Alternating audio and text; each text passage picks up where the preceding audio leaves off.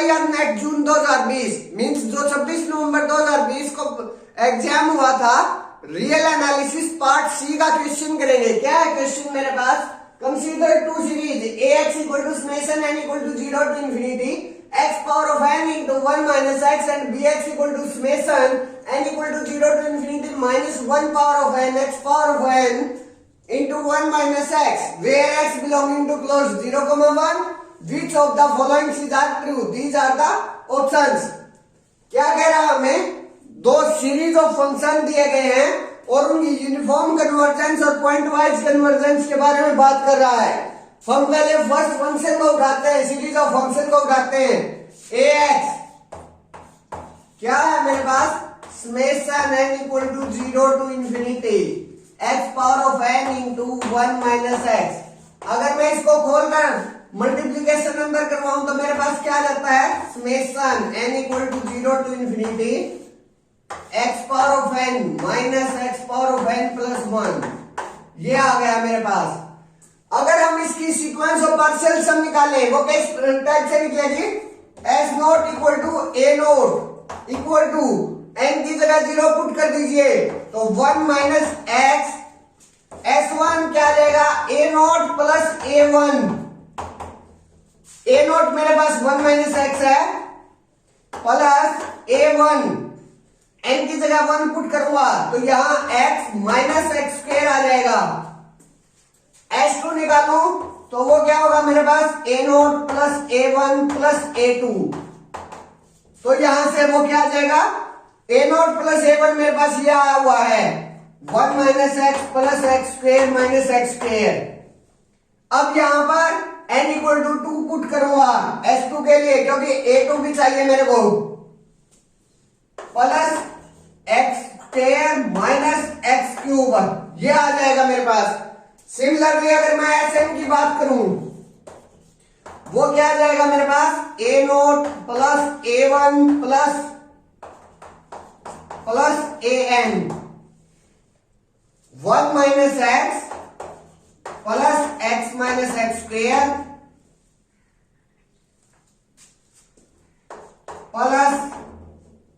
Plus x power of n minus x power of n plus 1।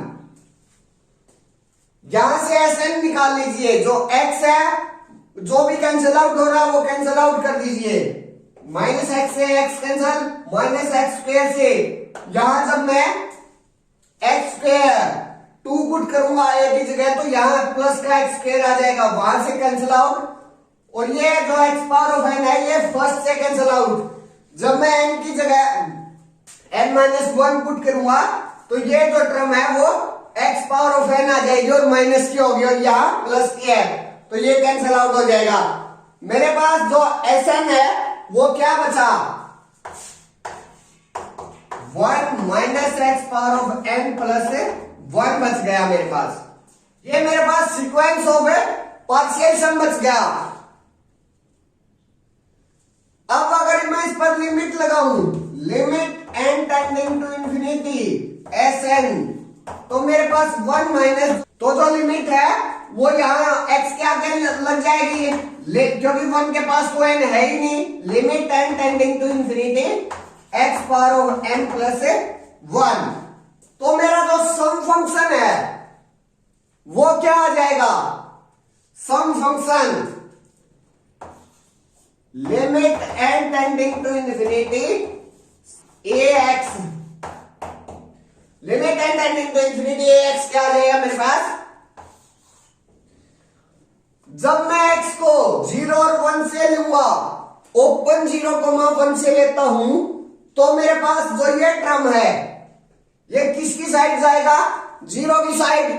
अगर हम 0 और 1 का कोई भी रियल नंबर लेते हैं और उसकी पावर इंफिनिटी करते हैं तो वो मेरे पास 0 की साइड टेंड करता है। तो जो ये लिमिट है वो किस साइड टेंड कर जाएगी? 0 की साइड टेंड कर जाएगी। तो यहां से 1 आ जाएगा limit n tending to infinity Sn जब x बिलोंगिंग टू ओपन 0, 1 है। जब हम x की जगह 0 पुट करेंगे तो ये वाली जो टर्म है वो भी 0 हो जाएगी। तो यहां फिर से 1 आ जाएगा x इक्वल टू 0 के लिए। अब 1 के लिए बच गया, तो यहां जो 1 की पावर n प्लस 1 ही होता है, और फिर उस पर लिमिट लगाएंगे तो वो 1 ही आ जाएगी, और 1 माइनस 1 0 आ जाएगा जब x इक्वल टू 1 है। ये मेरे पास सम फंक्शन आ गया। अब सीरीज ऑफ फंक्शन को देखते हैं। ये एक पॉलिनोमियल फंक्शन है, और जो पॉलिनोमियल है वो एवरीवेयर कॉन्टिन्यूअस होती है, लेकिन जो मेरा सम फंक्शन है वो डिसकंटिन्यूअस आ गया एट x इक्वल टू 1 पर, क्योंकि जब हमें यहां मेरे पास है 0 है x इक्वल टू 1 पर, लेकिन जब लिमिट लेंगे तो वो 1 आ जाएगी, और जो लिमिट है उसके फंक्शन की वैल्यू के बराबर नहीं आई तो हमारा फंक्शन कॉन्टिन्यूअस नहीं हुआ। तो जो ये सम फंक्शन है वो डिसकंटिन्यूअस आ गया। डिसकंटिन्यूअस आ गया तो जो हमारी ax है सीरीज ऑफ फंक्शन है वो यूनिफॉर्म कन्वर्जेंस नहीं हो सकती, क्योंकि यूनिफॉर्म कन्वर्जेंस हमेशा कॉन्टिन्यूअस को कॉन्टिन्यूअस पर मैप करती है। लेकिन हाँ, ये पॉइंट वाइज तो हो रही है, क्योंकि हर x की हर वैल्यू के लिए मेरे पास फाइनाइट लिमिट आ रही है, तो पॉइंट वाइज कन्वर्जेंस तो है, लेकिन यूनिफॉर्म कन्वर्जेंस नहीं है। ax का हमें पता चल गया। bx पर बात करते हैं। bx का मेरे पास summation n equal to 0 to infinity minus 1 power of n x power of n into 1 minus x एक अल्टरनेटिंग सीरीज है। अगर इस सीरीज पर मैं डिरिचलेट टेस्ट का यूज करूं, क्योंकि ये अल्टरनेटिंग सीरीज है और अल्टरनेटिंग सीरीज के लिए हम डिरिचलेट और एबल्स इन टेस्ट का यूज कर सकते हैं, तो डिरिचलेट टेस्ट का यूज करूं। डिरिचलेट टेस्ट में क्या होता है, an और bn हम दो टाइप से इनके प्रोडक्ट को तोड़ते हैं। जो an होता है वो एक अपने आप में सीरीज होती है, summation n equal to 0 to infinity an, और जो इसका पार्शियल सम की सीक्वेंस है, इसका पार्शियल सम की जो सीक्वेंस है वो बाउंडेड होती है, और bn एक खुद सीक्वेंस है, वो मोनोटोनिक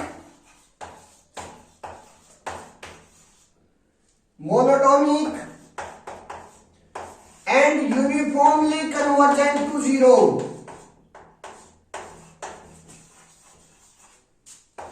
convergent to 0। तो मेरे पास जो इनका प्रोडक्ट है समेशन an bn, ये जो सीरीज है मेरे पास वो यूनिफॉर्मली कन्वर्जेंट हो जाती है। यहां से अब an और bn को देख लेते हैं क्या क्या लेंगे। अगर मैं an को summation n equal to 0 to infinity minus 1 power of n लूं, और bn को x power of n into 1 minus x लेता हूं, हम सब जानते हैं जो ये सीरीज है वो एक ऑक्सीलेटिंग सीरीज है, और इसका जो सम है वो 0,1, इसके एक बार 0 आएगा एक बार 1 आएगा। जब मैं n को इवन लेता हूं तो मेरे पास 1 आ जाएगा, और जब मैं n को ओड ले लेता हूं तो मेरे पास 0 आ जाएगा, क्योंकि जो n है वो 0 से स्टार्ट हो रहा है। मीन्स ये एक ऑक्सीलेटिंग है 0 और 1 पर, जो इसका सम फंक्शन है 0 और 1 पर ऑक्सीलेट करेगा। तो मीन्स जो ये इसका जो पार्शियल सम की सीक्वेंस है वो बाउंडेड होगी बाय 1 उसका 1 से बाउंडेड हो गई। अब bn की बात करेंगे। bn मेरे पास क्या था, एक सीक्वेंस थी। ये जो सीक्वेंस है मेरे पास, अगर मैं b नोट लेता हूं पहले तो मेरे पास क्या आ जाता, 1 माइनस एक्स। b1 लेता हूं तो x into 1 minus x. b2 लेता हूं तो x स्क्वायर 1 माइनस एक्स। सिर्फ और सिर्फ bn में मेरे पास यहां चेंज हो रहा है, और जो x है वो 0,1 के बीच का एक रियल नंबर है। अगर 0,1 के बीच का कोई भी रियल नंबर है तो उस पर अगर हम पावर चेंज करते हैं तो वो जो नंबर की सीक्वेंस है वो मोनोटोनिक डिक्रीजिंग होती है और कन्वर्जेस टू जीरो होती है। तो जो ये Bn है सीक्वेंस, ये मोनोटोनिक हो गई क्योंकि सिर्फ और सिर्फ इस रियल नंबर पर हमारे पास चेंज हो रहा है, बाकी तो एज इट इज है। और ये एक 0 और 1 के बीच का नंबर है, तो मेरे पास ये मोनोटोनिक डिक्रीजिंग हो गई, कन्वर्जिंग टू जीरो। ये जो सीक्वेंस, अब पॉइंट वाइज कन्वर्जेंस की बात करता हूं मैं, Bn की पॉइंट वाइज की। जब मैं x को 0 पुट करता हूं तो यहां से 0, 1 पुट करता हूं तो यहां से 0, और जब x 0 और 1 के बीच में है, 0 और 1 के बीच में है, तो वो जब लिमिट टेंडिंग टू इंफिनिटी करेंगे तो वो जो रियल नंबर है उसकी पावर टेंडिंग टू इंफिनिटी हो जाएगी, ये एज इट इज। तो ये इस साइड की जो वैल्यू है वो क्या आ जाएगी, मेरे पास 0 आ जाएगी, क्योंकि 0 और 1 के बीच का कोई भी नंबर है और उसकी पावर हम इंफिनिटी करते हैं तो वो 0 की तरफ टेंड करता है। तो यहां से मेरे पास Bn जो है वो 0 की तरफ, Bn की जो लिमिट है वो 0 आ गई। यूनिफॉर्म कन्वर्जेंस के लिए हम इसको Mn टेस्ट का यूज कर लेंगे, वो आप कर लेना। ये जो सीक्वेंस है वो यूनिफॉर्मली कन्वर्जेंट भी आ जाती है। ये जो सीक्वेंस है मेरी यूनिफॉर्मली कन्वर्जेंट आ गई, और जो An है उसका जो पार्शियल सम है वो मेरे पास बाउंडेड आ गया। तो जो इनकी प्रोडक्ट है summation n equal to 0 to infinity minus 1 power of n x power of n into x minus 1 minus x, ये जो प्रोडक्ट है वो क्या हो गया मेरा यूनिफॉर्मली कन्वर्जेंट। मींस जो bx आई मेरी वो यूनिफॉर्मली कन्वर्जेंट सीरीज आई। अब ऑप्शंस पर आते हैं। ऑप्शन ए क्या कह रहा है, both ax and bx converges point wise. जब bx मेरी यूनिफॉर्मली कन्वर्जेंट आ गई तो वो पहले पॉइंट वाइज बनी होगी, तभी तो यूनिफॉर्मली कन्वर्जेंट आई है। Means option A is right answer. Option B कह रहा है both ax and bx converge uniformly, लेकिन मेरे पास जो ax है वो तो कन्वर्ज यूनिफॉर्मली नहीं आई, वो तो सिर्फ पॉइंट वाइज कन्वर्जेंस है। Means option B is wrong. Option C ax converges uniformly but bx does not।